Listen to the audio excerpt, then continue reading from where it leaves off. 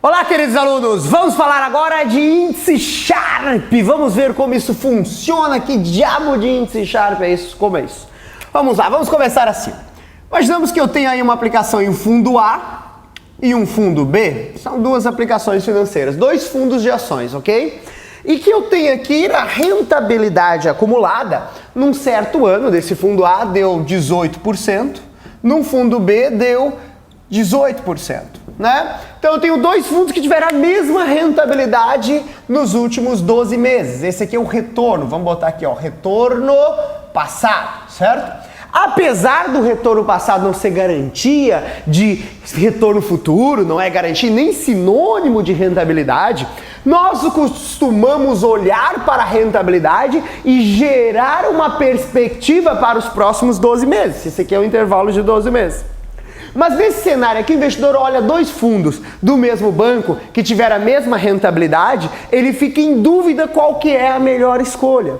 Sempre para tomar decisão de investimento, ele não pode olhar apenas a rentabilidade. Ah, eu vou aplicar no que rendeu mais. Não, não é muita burrice num corpo só.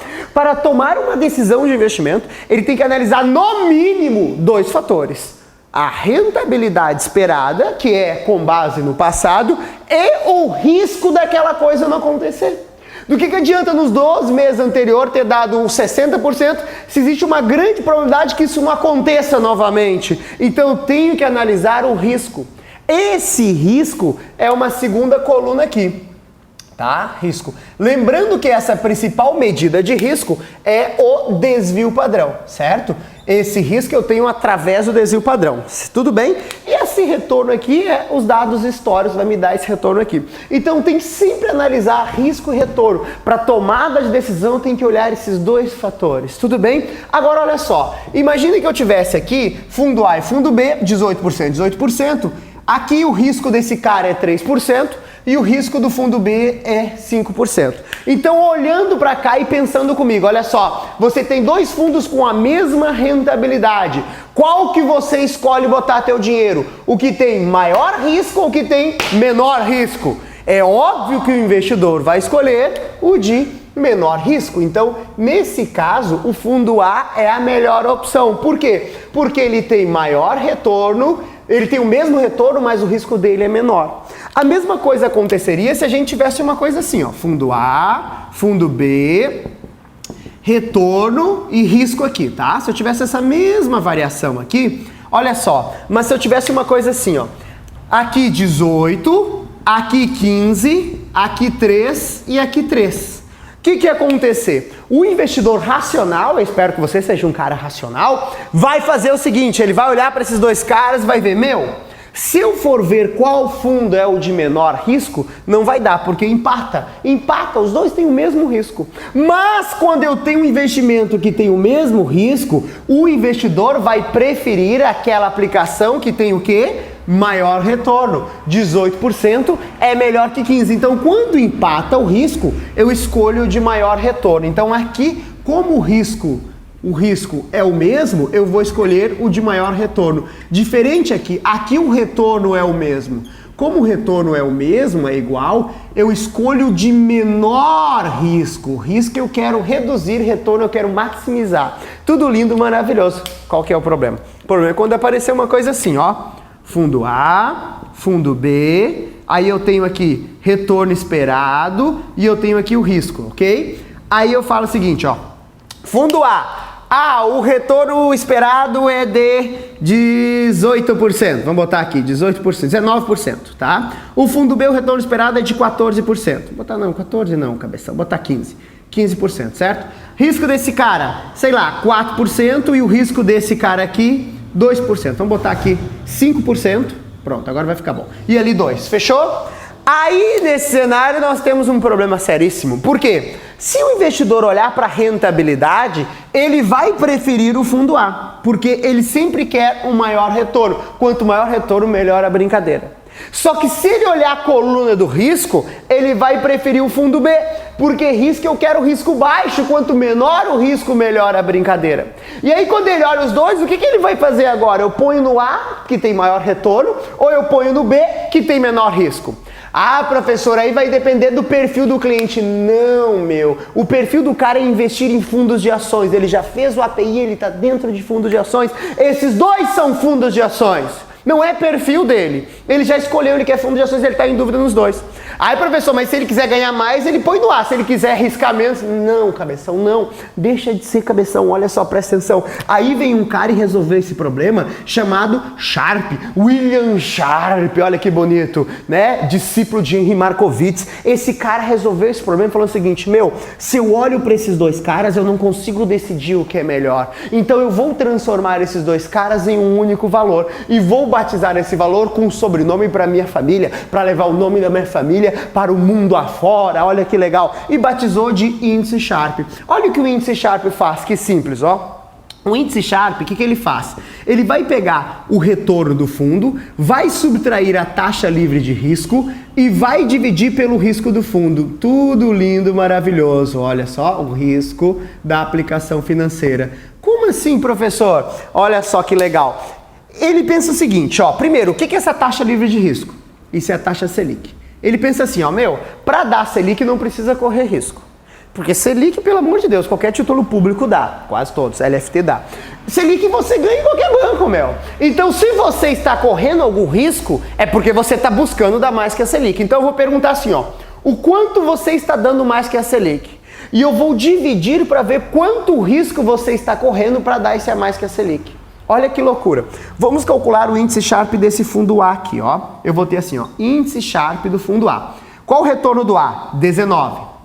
Menos taxa livre de risco, Selic. Usa a Selic atual, né? Depende de quando está a tua época. A Selic, ela oscila 10, 11, 12, 11,25, chegou a 7 e pouco, assim ela vai oscilando. Vamos usar uma Selic aqui de 11%, tudo bem? 11% é a Selic que eu vou usar aqui. Dividido, qual é o risco do A? Ó, A, risco é 5, então eu vou dividir por 5. Então aqui minha matemática é assim, ó. 19 menos 11 vai dar 8%, né? 19 menos 11, 8. Dividido por 5. Se eu dividir 8 por 5 aqui, acho que vai dar aqui 1 quase, 1 aí vai dar 3 sobre 5, 3 de 5, 1,6 é isso, 1,6. Deixa eu até ver aqui na minha calculadora aqui, só para ter valor exato aqui, para ver se eu estou fazendo essa conta certinha. Pera aí. Como eu inventei o número, eu não tenho certeza se vai dar isso. 8, enter, 5 divide. Caramba, meu, muito bom a matemática. Para alguma coisa servir essa faculdade. Olha só, agora eu vou calcular o índice Sharpe do fundo B. Índice Sharpe do fundo B é retorno do B, 15, menos... Se a Selic aqui eu usei 11, eu vou ter que usar 11. Vou usar um 11, outro 12, não. E não importa qual que seja a Selic, a decisão final vai ser a mesma. Pode mudar o índice Sharpe? Claro que pode mudar. Mas sempre a decisão é a mesma, indiferente do quanto muda o índice Sharpe, tá? 15 menos 11, dividido por qual é o risco do fundo B? Ah, o risco é 2, então dividido por 2. Então eu vou ficar 15 menos 11 é 4, cabeção. Dividido por 2 dá 2. Pronto, agora eu tenho o índice Sharpe de cada um. O índice Sharpe do fundo A é 1,6 e do fundo B é 2%. O que quer dizer esse 1,6 e esse 2%? Esse 2% quer dizer o seguinte, esse 2% quer dizer que esse fundo B está dando 2% a mais de retorno para cada 1% de risco que ele corre. Ou seja, para cada 1% que ele corre de risco, ele está dando 2 de retorno acima da taxa livre de risco. Isso é muito importante. O índice Sharpe só tem valor se esse retorno do fundo for maior que a taxa livre de risco. Porque caso contrário, o índice Sharpe não tem validade. Não existe índice Sharpe negativo. Como assim, professor? Se existisse, se eu fizesse assim, ó, fundo A, vamos imaginar aqui fundo A e fundo B, tá? Eu tenho aqui retorno do fundo A e risco do fundo B. Vamos imaginar que eu tenho aqui um fundo que deu 8% e outro fundo que também deu 8%. O risco desse é 2 e o risco desse, vou botar, o risco desse é 4 e o risco desse é 2. Tudo bem? Imaginamos isso daqui. Esses são os dois fundos que eu tenho. Imaginamos que nesse período, a taxa, vou calcular o índice Sharpe, que nesse período a Selic seja de 10%. Então, olha, nesse período aqui a Selic está em 10%, certo?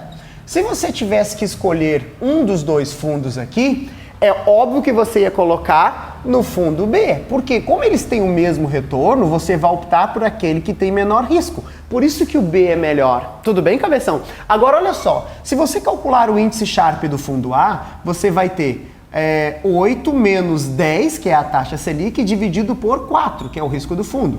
Então eu passo a ter aqui 8 menos 10 vai ser menos 2, dividido por 4. Menos 2 dividido por 4, né? Nota que é o dobro, menos 0,5. Olha que maravilha aqui. Quando você calcular o índice Sharpe do fundo B, você vai ter os mesmos 8 menos o mesmo 10, que é a Selic, só que você vai dividir por 2, porque o risco do B é 2. Tudo bem? Então vai ficar 10 menos 8 é 2, dividido por 2 vai dar menos 1. E aí, meu amor, está o grande problema. Qual que é o problema? O problema é o seguinte...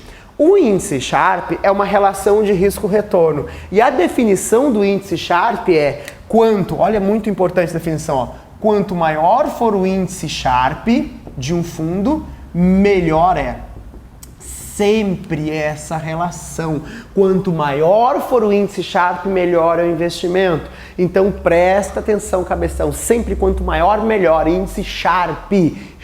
Olha só. Então o que acontece? Quando eu tenho esses dois fundos, aí o índice Sharpe fala o seguinte, enfia todo o seu dinheiro no fundo B, porque ele tem a melhor relação risco-retorno. E exatamente o que está acontecendo aqui. Mas quando chega esse caso, eu deveria enfiar no fundo B.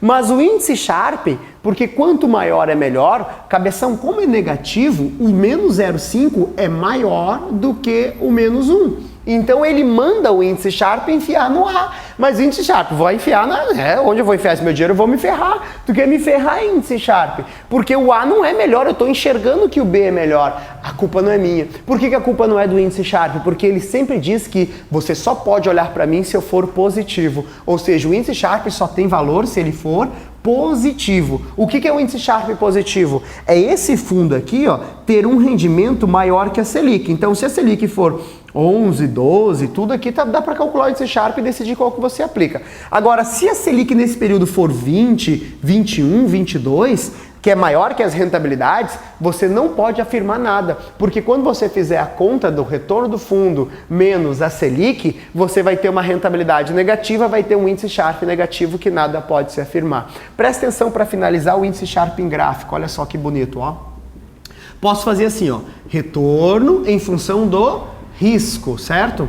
Então eu tenho aqui, ó, por exemplo, aqui eu tenho um fundo B, aqui um fundo A e aqui um fundo C, certo? Vamos lá, gráfico, vamos ver se você estudou de verdade. Vamos ver se a tia ensinou lá a parte de matemática, ó. Retorno, quanto maior, mais para cima, mais está rendendo. Então, aqui eu tenho retorno. Quanto mais eu vou para a direita, maior é o risco do meu investimento, tá? Eita, que mão solta! Se eu tiver que escolher qual dos fundos eu vou aplicar, A, B e C, eu vou ter que analisar a relação risco-retorno. Aí vem comigo, olha só. Olhe para o fundo B e olhe para o fundo A. O que esses fundos têm em comum? São letras do alfabeto, olha só, eles têm o mesmo retorno, já que eles estão na mesma linha, então eles têm o mesmo retorno. Mas se você tiver que enfiar o seu dinheiro em um desses fundos, note que nenhum é a letra X, é A, B e C, em qual você enfiaria com certeza esse dinheiro? Ah, professor, eu enfiaria no B. Muito bom, cabeção. O B é melhor que o A. O B é preferível ao A. Ai, professor, boiei agora. Olha só que loucura. Os dois têm o mesmo retorno. Ponto. Empataram. Aqui, ó. Mesmo retorno. Mas quando tem o mesmo retorno, o investidor vai optar por aquele que tem o quê? Menor risco. Qual tem menor risco? Quanto mais para cá é menor, quanto mais para lá é maior. O B. Por isso que o B é melhor que o A. Entendi, prof. Agora, olha o A e o C. O que eles têm em comum? Eles têm o mesmo risco, ó.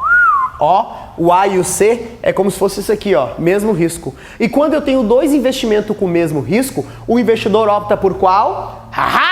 O que tem maior retorno. Qual deles tem maior retorno? O A. Então o A é melhor que o C. Olha que maravilha. B é melhor que o A e o A é melhor que o C. Então a relação, né, de índice Sharpe é isso aqui, ó. B é melhor que o A e o A é melhor que C. Essa é a relação do nosso querido índice Sharpe. Então, presta atenção. Lembre-se que essa medida de risco utilizada na fórmula do índice Sharpe, eu estou falando do desvio padrão. Desvio padrão. Tudo bem? Então, o que é importantíssimo de índice Sharpe? Olha só, para entender bem. E o que ele serve?